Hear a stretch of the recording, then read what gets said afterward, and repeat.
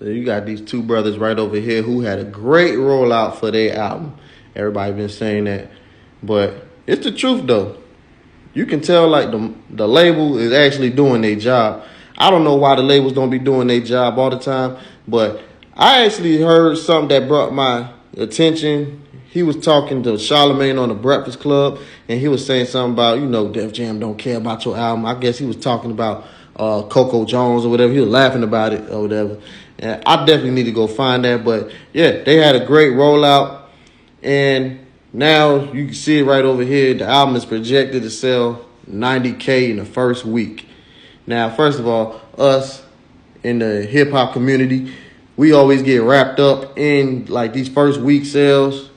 And I always tell people we can't keep doing that because first week sales don't always matter. Because you have certain artists who have great first week sale numbers, but then sit up there, say, like, that next week and decline like 50%, or 50% is crazy. 50%, 60, 70. So you can't really do that. And then sometimes you got certain artists who will sit up there and drop an album and they don't do great first week numbers, right?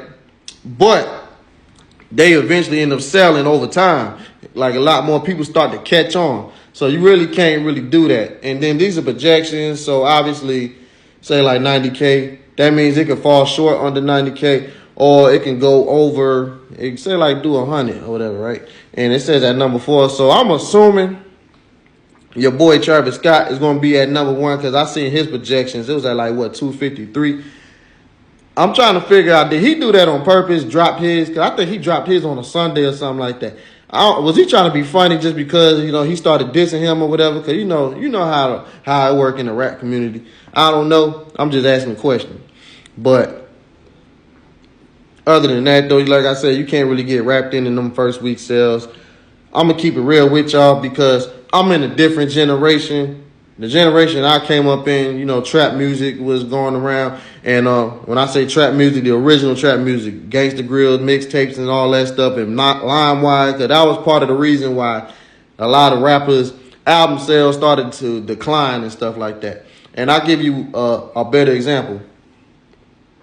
Because, like I said, these numbers right here, these are great numbers. So they definitely deserve it. But me, I feel like they deserve more. But I'm not too mad at it because, like I said, 90 is good. I was expecting around 90, 80 something, whatever. Like I said, because they don't really do too many first week sales like how they did with their very first album, which don't really matter, like I said, because it's about the overall performance. It's not about just the first week. That's what I was trying to get at. But like I said, I'm from a different era, right? So, like I said, I'm happy for them, but it's like I feel like they deserve more, and I was wishing for more. I ain't gonna say wishing, but I feel like they deserve. Like I said, I'll give you a perfect example. I'm from the LimeWire era, right? So I know the era that I'm in now. People don't really sell that much. I remember when Ross dropped that first Maybach Music Group album, Self-Made Volume 1. He sold about 150,000 copies that year.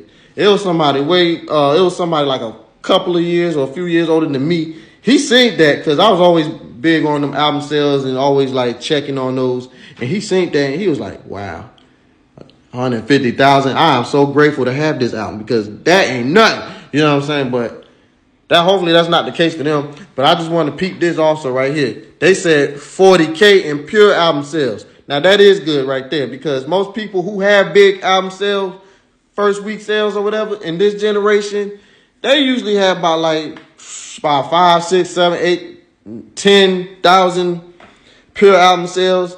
Them boys doing 40. And that's one thing he always was doing too, because he did that with Daytona also. I can't remember what he did with his last album, but Daytona, it sold about 70 something. He had about 30 something pure album sales. So that's the thing about it. They got loyal fans out here. You feel me? So they definitely deserve everything that they do get. You feel me? And I haven't seen a great rollout like this since 2 Chainz, Pretty Girls Like Trap Music. I remember when that album came out and all these blogs and all these magazines and websites was talking about that album.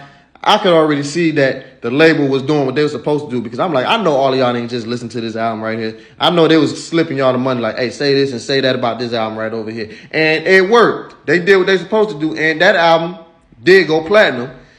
Excuse me. And I don't even think he had about this many first week sales. I think it was about in the 70,000 range or whatever. So, and it still went platinum over time. So, like I said, you can't really get caught up in the first week sales anyway. I'm just saying these brothers definitely do, which it don't matter, but you know, they definitely deserve the best just because, man, this Pusha T, this No Malice right over here. And that's another thing. I don't like when they keep calling him Malice. All right, it's No Malice. He changed it for a reason. Okay, yeah, he back now, but don't keep calling him his old name. That's another thing right over there. But other than that, though, this was definitely a great album right over here. I listened to it a couple of times.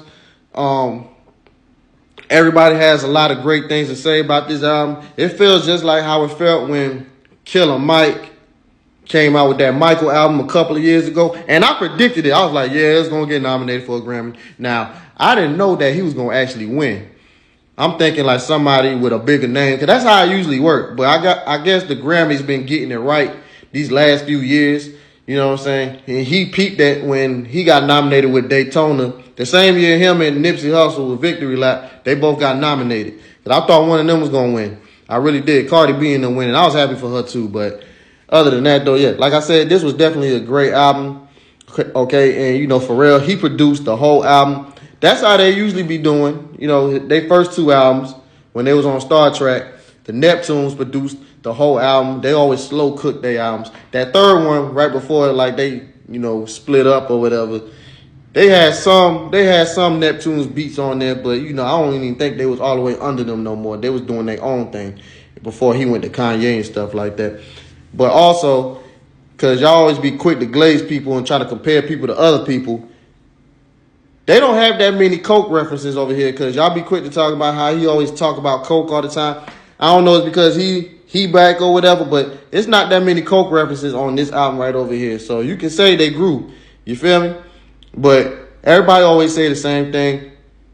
Between him and Jeezy are the best Coke talkers out here. You feel me? When they talk that talk about drugs and stuff like that. Me personally, I think it's Jeezy, because it's definitely him too.